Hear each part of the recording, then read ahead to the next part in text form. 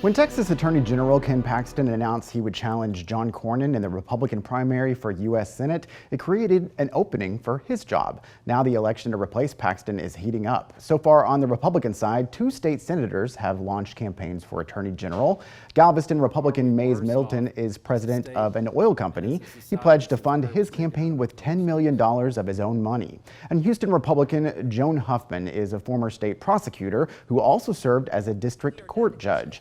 And there's our third Republican in the race. Aaron Wrights is a former aide to Ken Paxton. Last month, he left a role serving in the U.S. Justice Department to launch his campaign. Capitol reporter Adam Schwiger spoke with Wrights about why he's running and what he would do if elected. Thank you for taking the time. Aaron Wrights, tell me, why are you running for Attorney General?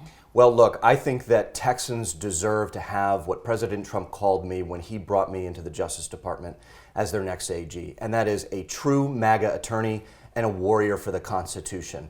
Attorney General Paxton has served our state faithfully for over the past decade, and we need to keep our foot on the gas. And whether you look at my experience as a Marine Corps officer, Afghanistan war veteran, clerk on the Texas Supreme Court, deputy under Paxton, chief of staff under Senator Cruz, and then my time as the head of the Office of Legal Policy at the Justice Department, that record, that background provides Texans the confidence that they need to select their next Texas AG, and that's why I'm running.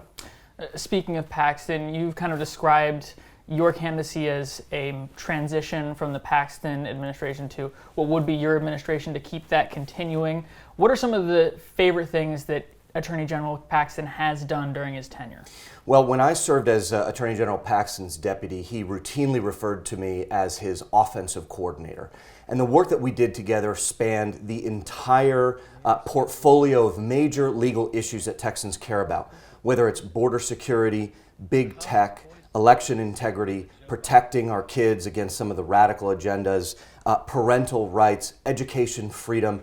You choose the issue, whatever your issue may be, and I have litigated, defended, appealed, sued, and investigated on all of those issues. And so when Texans are looking to support or elect their next Texas AG for somebody who has the proven battle-tested experience to be ready on day one to continue fighting the fights on behalf of Texas and all Texans, it's me. And so we're going to continue to put our foot on the gas and press hard in those directions. What you're going to find out of me is somebody who is ready on day one to very closely integrate with the Trump administration to advance the law and order agenda here in the Lone Star State. And there's no candidate in this race who's better suited to do that than me.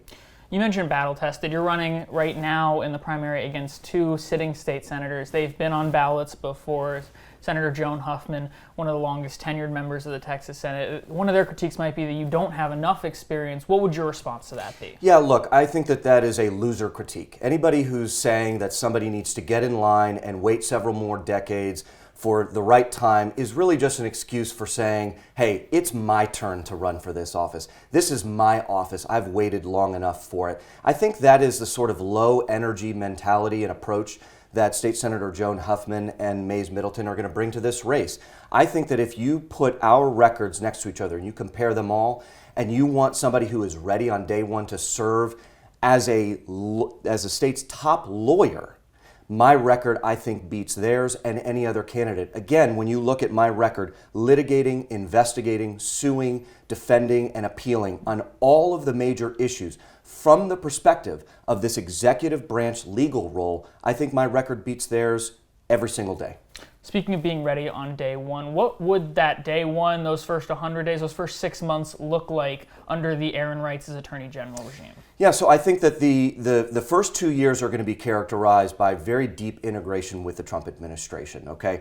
Obviously, President Trump, when he elevated me to the Justice Department under Attorney General Bondi, he specifically praised my record litigating on major issues with Attorney General Ken Paxton, and then he specifically called me a true MAGA attorney and a warrior for the Constitution. So when I'm sworn in on January of 2027, you're going to see the first 2 years of my tenure being a close partnership with the Trump administration to advance the law and order and justice agenda here in the Lone Star State on all of the major issues from election integrity, border security, protecting families and kids, going against big tech and their suppression of free speech, and all these major issues for the first 2 years, close integration. Those second 2 years, we'll have to see what happens with the presidential election in 2028.